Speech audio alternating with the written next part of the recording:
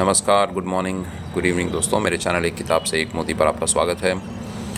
आज मैं किसी पुस्तक से कोई अंश नहीं पढ़ने वाला हूँ। आज मैं एक अंग्रेज़ी में एक व्याख्यान या संबोधन या भाषण दिया गया था लिंकन द्वारा, इब्राहम लिंकन द्वारा, जो कि अमेरिका के राष्ट्रपति थे। तो अंग्रेज़ी साहित्य में उसका बहुत बड़ा स्थान है। बस मेरे ख्याल से 200 या कुछ 250 शब्दों के अंदर ही ये भाषण है। यानी बहुत छोटा सा भाषण है, पर इसने अमेरिका की सोच को बदल कर रख दिया। और लिंकन की जीत, जो गृह युद्ध जिसे कहते हैं मेरे ख्याल से सिविल वॉर, उसमें लिंकन को जीत दिलाने में उनके इस संबोधन का बहुत बड़ा हाथ था। इसका बड़ा उसमें कंट्रीब्यूशन था, यानी योगदान था इस भाषण का। तो इससे पहले कि मैं ये भाषण पढूं, मैंने गूगल ट्रांसलेट से अनुवाद किया है। तो कहीं कहीं मुझे लगा अनुवाद थोड़ा उतना बढ़िया हुआ नहीं है, फिर भी मुझे लगा कि काफ़ी बढ़िया अनुवाद किया है गूगल ट्रांसलेट ने, तो उसे मैं हिंदी में पढ़ दूँगा। तो लिंकन के बारे में कुछ बातें हमें जाननी चाहिए। एक तो ये कि वे कुछ ही साल स्कूल गए थे, मेरे ख्याल से 2-3 साल या 4 साल गए होंगे स्कूल में। बाकी वे खुद ही अपने आप को उन्होंने शिक्षित किया, यानी सेल्फ टॉट जिसे अंग्रेजी में कहते हैं, यानी स्वयं शिक्षित थे वो। शिक्षा या इल्म या ज्ञान उन्होंने अपनी मेहनत से हासिल की। तो वे वकील थे, तो वकालत करने के लिए उन्हें लॉ यानी जो न्याय प्रक्रिया है उसकी जानकारी की आवश्यकता थी उन्हें। तो उन्होंने न्याय की कई सारी किताबें पढ़ डाली। और एक अच्छे वकील होने के लिए तर्क शक्ति का विकसित होना बहुत ज़रूरी है। तो उन्होंने जो यूनान के महान गणितज्ञ थे यूक्लिड, उनकी किताब आती है ज्यामिति पर, ज्योमेट्री पर, तो उसे भी उन्होंने पढ़ा। मेरे ख्याल से उसमें 13 अध्याय हैं। 6 जो पहले अध्याय हैं उनमें जो जिन प्रमेयों को जैसे कहा जाता है थियरम या प्रोपोजिशन कहते हैं, प्रतिज्ञप्ति मेरे ख्याल से कहते हैं हिंदी में, तो जितने भी प्रोपोजिशंस को सिद्ध करना था वे सीख गए थे कैसे सिद्ध किया जाए, क्योंकि तर्क शक्ति विकसित होती है यूनान के जो गणितज्ञ हैं यूक्लिड की एलिमेंट्स पढ़ने से। इस पर मैं एक हिंदी वीडियो बनाऊंगा बाद में। और दूसरी किताब जो उन्होंने पढ़ डाली वो थी सैमुअल कर्खम की इंग्लिश ग्रामर इन फैमिलियर लेक्चर्स, यानी अंग्रेज़ी व्याकरण कुछ जाने पहचाने व्याख्यानों में या लेक्चर्स में। तो ये ज़बरदस्त किताबें हैं दोनों। तो इन्होंने अपनी भाषा को भी अपनी मेहनत से सुधारा, अपनी तर्क शक्ति को भी अपने मेहनत से उन्होंने उसे निखारा। और उन्होंने जो राजनीति में भी जो ज्ञान प्राप्त किया, ये सब अपनी मेहनत से ही उन्होंने किया। मतलब एक ज़रूरी नहीं है कि हम ज्ञान प्राप्त केवल महंगे स्कूलों में जाके या महंगे कॉलेज में जाके ही हम ज्ञान प्राप्त कर सकते हैं। अगर आपको ज्ञान की प्यास है, शिक्षा पाने की इच्छा है, तो आप किताबों से भी वो ज्ञान प्राप्त कर सकते हैं।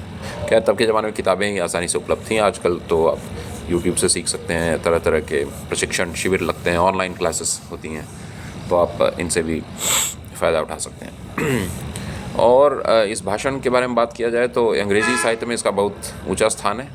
शब्द बहुत ही सरल हैं, कुछ शब्द ही हैं ऐसे जो लंबे नहीं तो छोटे शब्द हैं, यानी जो सिलेबल ध्वनियों के छोटे जो टुकड़े होते हैं, तो बहुत छोटे शब्द हैं। जैसे 1 सिलेबल वाले, यानी ध्वनि का एक बस टुकड़ा उसमें होता है। जैसे अंग्रेजी में बोलेंगे ऑन एक ऐसा शब्द है जिसमें केवल एक ध्वनि है। तो ऐसे ही, और या तो 2 ध्वनि के टुकड़ों के शब्द ही उन्होंने इस्तेमाल किए हैं। तो कहने का मतलब है कि सरल भाषा में उन्होंने ऐसी ज़बरदस्त स्पीच दी थी, यानी ऐसा ज़बरदस्त व्याख्यान दिया था कि इसने अमेरिका को एकदम बदल के रख दिया। तो आइए इस भाषण को पढ़ते हैं, फिर कुछ चर्चा करेंगे, फिर मैं इस वीडियो को ख़त्म करूँगा। गेटिसबर्ग संबोधन। 84 साल पहले हमारे पूर्वजों ने इस महाद्वीप पर एक नया राष्ट्र बनाया, जिसकी कल्पना स्वतंत्रता में की गई थी और जो इस प्रस्ताव के लिए समर्पित था कि सभी मनुष्य समान हैं।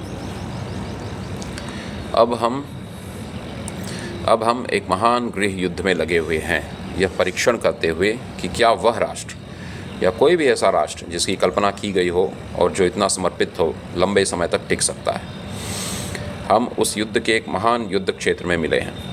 हम उस क्षेत्र के एक हिस्से को उन लोगों के लिए अंतिम विश्राम स्थल के रूप में समर्पित करने आए हैं, यानी दफन करने जा रहे हैं उनके शरीरों, मृत शरीरों जो सिपाही मारे गए थे उस युद्ध में।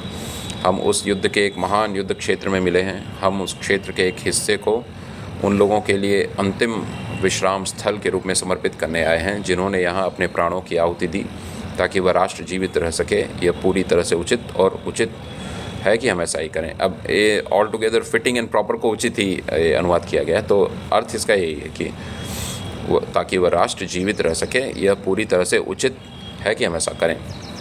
लेकिन एक बड़े अर्थ में हम इस भूमि को समर्पित नहीं कर सकते, हम इसे पवित्र नहीं कर सकते। हम इस अब क्योंकि गूगल अनुवाद में पढ़ रहा हूँ इसलिए कुछ शब्द दोहराए गए हैं तो मैं उन्हें छोड़ रहा हूँ। लेकिन एक बड़े अर्थ में हम इस भूमि को समर्पित नहीं कर सकते, हम इसे पवित्र नहीं कर सकते।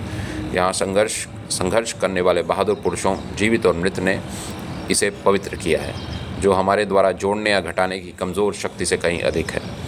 दुनिया शायद ही ध्यान दे, न ही लंबे समय तक याद रखे कि हम यहाँ क्या कहते हैं, लेकिन यह कभी नहीं भूल सकती, मतलब दुनिया कभी नहीं भूल सकती कि उन्होंने यहाँ क्या किया। हम जीवित लोगों के लिए, बल्कि यहाँ उस अधूरे काम के लिए समर्पित होना है जिसे यहाँ लड़ने वालों ने अब तक इतने शानदार ढंग से आगे बढ़ाया है। बल्कि यहाँ हमारे लिए उस महान कार्य के लिए समर्पित होना है जो हमारे सामने बचा हुआ है कि इन सम्मानित मृतकों से हम उस उद्देश्य के लिए और अधिक समर्पण लें जिसके लिए उन्होंने समर्पण का अंतिम पूर्ण माप दिया। Last full measure of devotion है इसमें अंग्रेज़ी में, जिसके लिए उन्होंने समर्पण का अंतिम पूर्ण माप दिया। कि हम यहाँ दृढ़ संकल्प लें कि ये मृतक व्यर्थ नहीं मरेंगे, कि यह राष्ट्र ईश्वर के अधीन स्वतंत्रता का एक नया जन्म प्राप्त करेगा और लोगों द्वारा लोगों के लिए सरकार पृथ्वी से नष्ट नहीं होगी। अब्राहम लिंकन ने संबोधन दिया था मेरे ख्याल से 1863 में, 1863 में। तो यही वो व्याख्यान है जिस पर मैं एक वीडियो बनाना चाहता था। तो इस पर बस कुछ शब्द और जोड़ दूं कि अगर आप जीवन में आगे बढ़ना चाहते हैं तो लिंकन से आप प्रेरणा ले सकते हैं कि उनके एक बहुत प्रसिद्ध पंक्ति है, I will study and prepare and my time will come, यानी मैं अध्ययन करूँगा और तैयारी करूँगा और मेरा समय आएगा। तो आप देखेंगे कि वे प्रेसिडेंट इसीलिए बने कि वे तैयारी बहुत करते थे, मतलब अपने आप को अपने क्षेत्र में आगे बढ़ाने के लिए। जैसा कि मैंने कहा, अंग्रेजी का ज्ञान उन्होंने व्याकरण की पुस्तकों से पाया, तर्क करने की शक्ति उन्होंने यूक्लिड जो एक महान गणितज्ञ थे उनकी पुस्तक से उन्होंने अपनी तर्क शक्ति को विकसित किया, और न्याय प्रक्रिया का ज्ञान उन्होंने लॉ की किताबों से प्राप्त किया। और जीवन में काफ़ी बार उन्हें हार का सामना भी करना पड़ा, पर अंत में वे सफल हुए। तो लिंकन पर मैं और वीडियोज़ बनाऊंगा। आज के लिए इतना ही, धन्यवाद।